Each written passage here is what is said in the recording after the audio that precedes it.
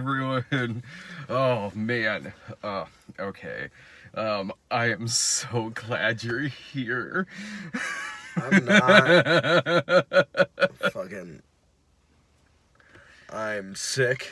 I feel like I'm dying. I've been up since 5 o'clock this morning. I have to wake up at 5 o'clock in the morning again. Yeah. And I just sat through the longest hour and a half movie I think of my life. Uh-huh. What the fuck was that? I loved that you got kind of a cold or something going on. Yeah. So you were blowing your nose with a Kleenex during this fucking movie. So, from my point of view in watching this awful movie that we just sat through, And I had the weepies. and it was always at the dumbest parts in the movie, like the part where the girl and the dude are on their Scrabble date, and he says to her, you know, sometimes less is more, and it pans down, and he puts a B in front of the word less, so it says bless. In the corner of my eye, just you have... I believe I said under my breath, fuck this movie right after that, though. Oh yeah, that happened a couple of times in the movie, like with the little girl popping up doing her like, "You in big trouble, mister." You go, "Fuck yourself." God damn it. So we went to go see God Bless the Open Road, or God Bless the Broken Road. I'm also glad you're here, because if you'd canceled at the last minute, I probably would have had to said to my wife, like, hey, honey, you want to go see God Bless the Broken Road? And boy, would I have been in trouble. That's the level of jokes that are in this movie. Oh my god. So this is... There were jokes in this? Oh, well, TGIF is making a comeback in many ways. So this movie was... I had never heard of this movie until a week ago when the poster and showtimes for it popped up over on Fandango, and then I'm like, oh, okay, well, just from the poster alone, I don't even need to look at the title, I can tell what kind of movie this is. So I never, and we see all of these movies Never that saw come a trailer here for this fucking thing. I never got a trailer for this movie. Apparently, this movie was made 2 years ago. It's from the same guy who directed God's Not Dead, but it's not a PureFlix movie, because PureFlix was originally going to release this in 2016, but then dropped it. I don't know why, really, but they did. I mean, like, yeah, okay, the joke is like, oh man, it was so bad PureFlix dropped it, but really, that kind of implies they have standards, like, so Which they don't. I don't know why this was dropped by them, but eventually, 2 years later, it's released in quite a few theaters. It's showing in 2 theaters here in Springfield. Only debuted at number 11 on the box office.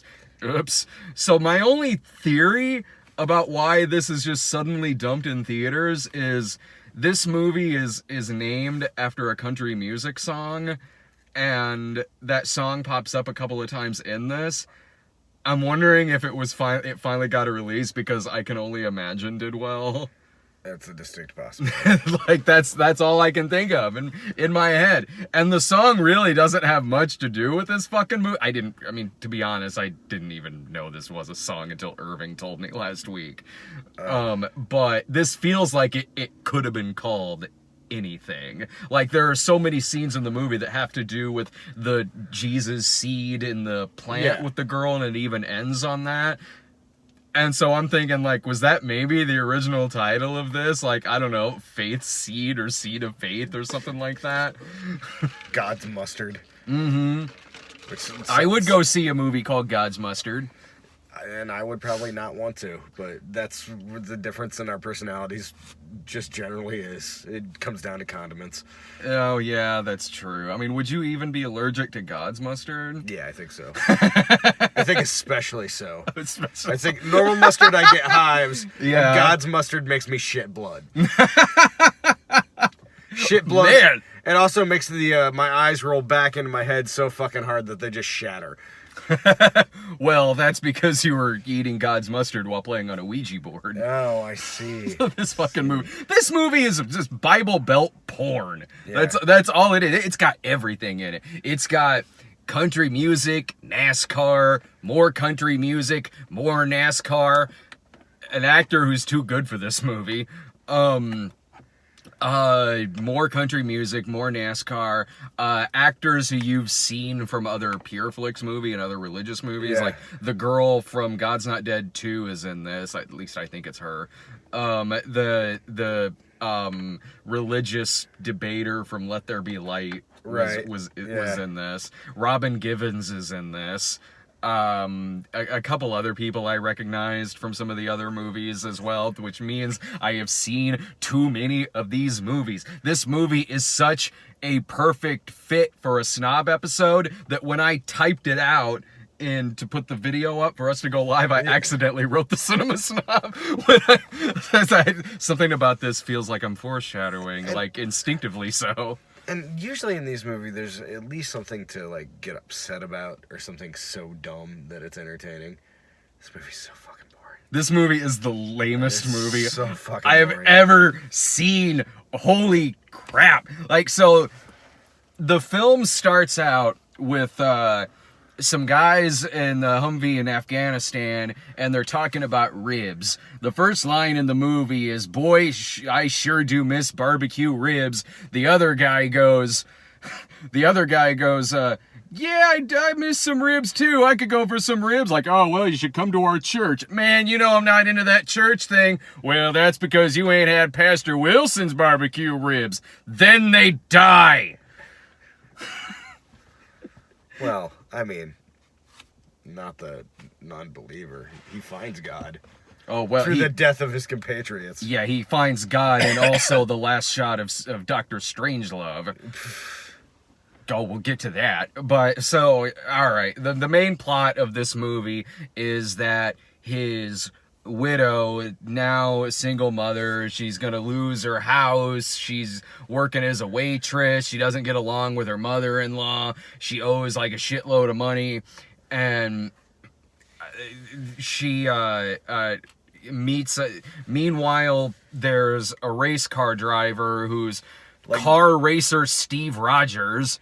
Yeah, he was demoted to the minors of car racing, which I didn't know that's a thing, and quite frankly, I didn't need to know that's a thing. Well, you do now. Yeah. So yeah, he's demoted, and so he is in the minor leagues of car racing because he had a crash a couple of weeks prior. Because he doesn't know when to let go and have faith. Well, that's because he's being taught over by redneck Mr. Miyagi, whose big trick isn't catching a fly with chopsticks. His big trick is doing really good at Hot Wheels. And there's a stop. That's my big trick, too. Every plot in this movie feels like it should be the subplot in a War on Christmas movie. Yep. Every single one of them, like, oh, well, there's this main War on Christmas plot going on with saying Happy Holidays, but, oh, hey, the widow's going out on a first date. And so that's the movie, but the movie is really, really, really frustrating because the only reason that there's conflict with the single mother is for reasons that her own goddamn fucking fault.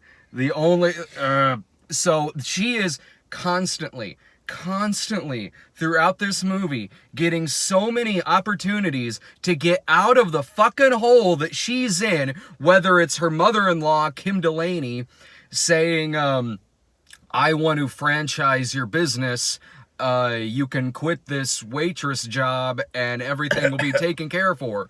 No, doesn't accept it. She then later gets a phone call from the army, I guess, who they want to set her up on some different programs to keep her from losing the house. No, doesn't do that.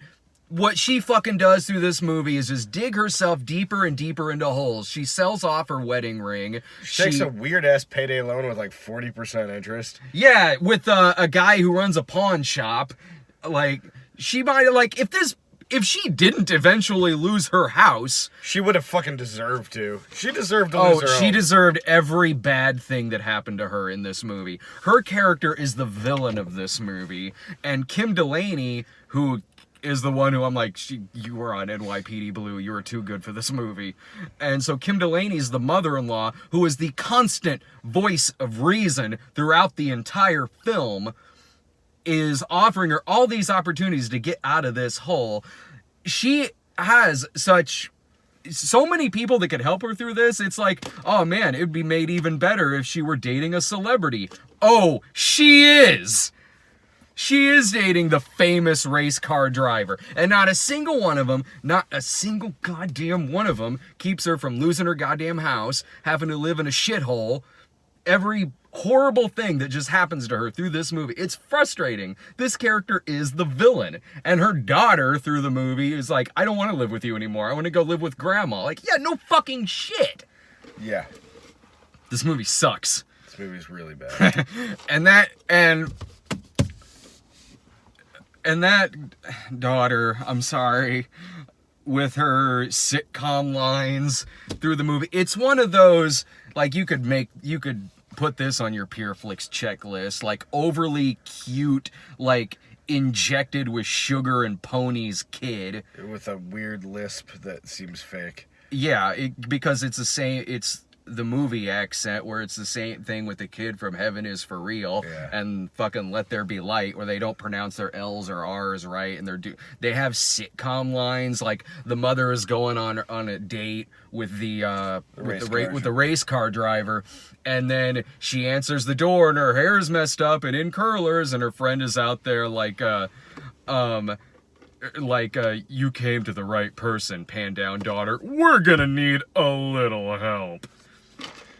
This movie has a scene in which the race car driver is looking at the kids and they're like what do you call those like Pinewood Derby cars or some shit. Go-karts. Yeah, with their go-karts, and the race car driver says, like, I thought I was gonna come here to teach about racing, but truly it was you teaching me, which he says in all fucking sincerity. What else did that stupid kid like? Randomly. I hate you. I wish you had died instead of Dad. I wish you died instead of Dad. And then, one point it just randomly cuts to the daughter and the babysitter watching a horror film, and the daughter's like, I don't think we should be watching this. And then knock on the door, bah! Like throwing the popcorn around, and then they're reaching around the corner with like a rolling pin, like, who is it? Ooh. Oh, it's Grandma. Through the glass door we can see. Idiots. And then there's this whole dramatic thing where when the daughter is like, I hate you, I wish you had died instead of Dad. And then she runs away and the entire town is looking for her. So it's like this dramatic moment, which ends where the cop pulls her over in her go-kart on the street. The cop comes out, is like, what are you doing out here? Pans down. Was I going a little fast, officer? Even worse. Uh-huh. Even worse. He says license and registration. Oh, yeah. He does do that. She has neither, you podunk piece of shit. Was I driving a little too fast, officer? And my favorite line in the movie, though, was when the little girl is missing. And Kim Delaney shows up and just walks by this. The whole town has their flashlights and looking for the kid and everything. There's two people praying. No, there's like 5 or 6 of them, like in like a huddle, like praying. And Kim Delaney walks by and goes, hey, you know there is still a kid missing. Maybe you should move your ass.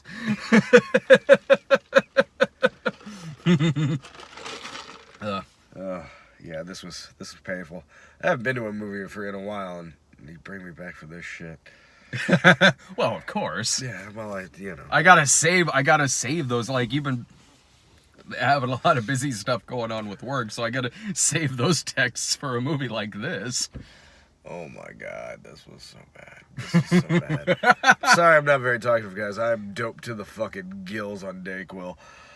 Got so high watching this shit. The phrase I've been using today is high as giraffe pussy. Mm-hmm. Yeah, you need to be high as giraffe pussy when you go see a movie like God Bless the Broken Road.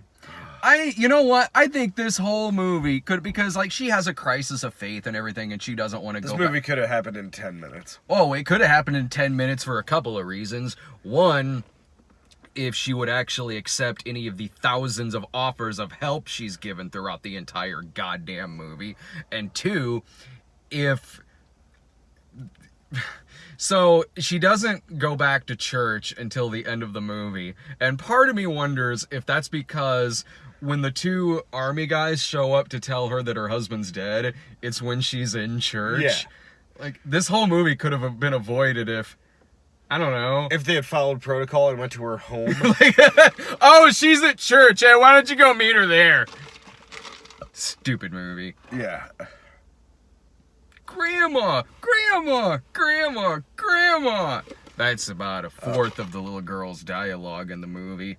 We forgot to talk about the salute.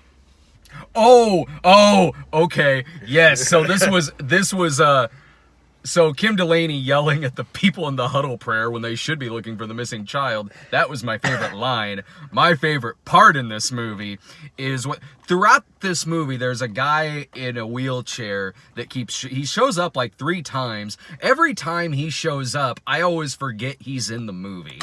So he shows up at the beginning when he's in the diner and he's sitting at the handicap table, but can't stand up because the coat rack's too high. I'm like, what fucking dick put that next to the handicap table? So, and then by the end, you find out, like, okay, he's there so he can talk to the wife, so he can tell her, like, what happened when her husband died. The way that he died was the single bloodless death in any war ever.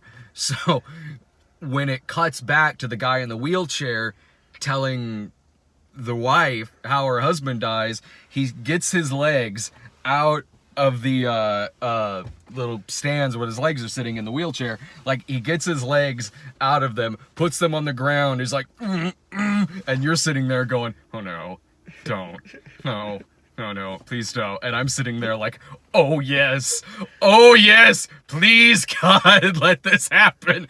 And then the guy stood up, man, yeah, I can walk! And salutes a corner of the room. Yeah. And there's like this big epic music playing, and I'm like, okay, in reality in this movie when this is happening, this big swooning shot, the epic music isn't playing, so this has got to be really awkward for the widow to sit through this. Like, yeah, I mean, you know, I get the idea behind it, that the idea was for a touching moment. Well, yeah, because a movie like this is just built to the brim on manipulation. Yeah, and that's what it was meant for. It was to be fuck this movie. Like, it's just maybe he was just reenacting his favorite scene from Pearl Harbor. And you know, fuck, like, I mean, this movie is so subtle. It's got like the girl in Sunday school and she's given a piece of grain. Like, that's a Jesus seed. You put it in your pot and a giant tree will grow. And the mom's like, I don't know. Seeds don't really grow that well around here. The little girl's like, but it will, mommy. It will grow. You just have to have faith. The seed will grow. This kid is like a child version of the ant from Sleepaway Camp. You know what? At least this is our way of never forgetting. We went to go see the most patriotic movie playing in theaters right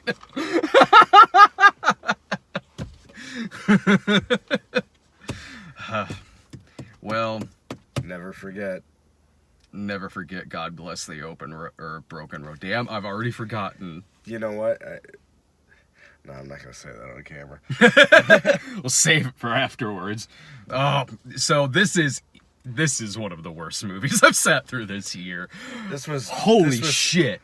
Painful on a whole lot of levels. Like, it wasn't offensive. It was just bad. No, this was just lousy. It doesn't go like full on hateful territory like God's Not Dead or some shit like that. It doesn't do that. It is just aggressively lame. It's like you've stumbled across the lamest Hallmark movie that you've could possibly see in your life, and it's thrown out into theaters for no reason. No reason is this in theater. This is an artless dreck of a movie. Exactly. Yeah, no, I need to go to bed. I think I'm dying. All right, see, the movie killed Dave. The next review, it'll just be my ghost sitting here going, fuck you, Brad, fuck you. Oh, well, that will be your purgatory. I thought I had a cold and this movie gave me AIDS. See? This movie made me lose my keys briefly. I was sitting so far down in that chair, like, you know, neck pushed up against the back, rest of my body across the bottom seat, and we get out of the car and I'm like, I can't find my keys. Like, oh, it's probably in there. That's happened to me before many times. Yeah, I always know if it's a really bad movie if my phone falls out of my pocket. Mm-hmm. Yeah, I always know if it's a really bad movie if I lose more hair. Oh. If I get an extra thing of gray on down in here. All right, so that was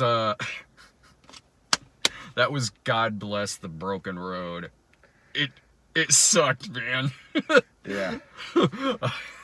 See you guys. Bye, kids. Take care. Thanks for watching, everyone.